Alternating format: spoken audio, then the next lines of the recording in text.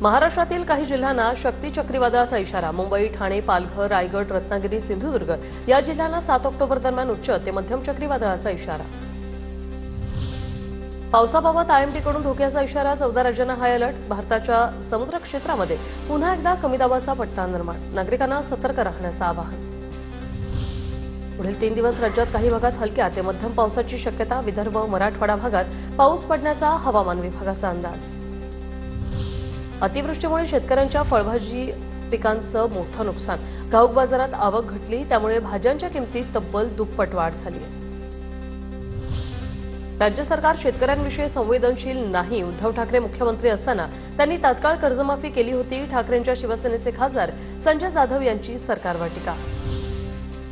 गंभीर नैसर्गिक आपत्ती घोषित करून तिप्पट मदत द्यावी। डॉक्टर संजय लाखे पाटील यांची औरंगाबाद खंडपीठात याचिका दाखल। एनडीआरएफ आणि एसडीआरएफचे सगळे निकष लावून तिप्पट मदत करावी, संजय लाखे पाटलांची मागणी।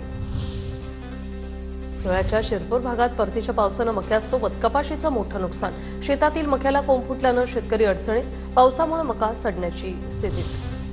अतिवृष्टीमुळे टीईटीची परीक्षा 23 नोव्हेंबरला होणार। फॉर्म भरण्यासाठी 4 ऑक्टोबर ते 9 ऑक्टोबरपर्यंत मुदतवाढ देण्यात आली। या निर्णयामुळे मराठवाडा, खानदेश आणि पश्चिम महाराष्ट्रातील पूरग्रस्त उमेदवारांना दिलासा।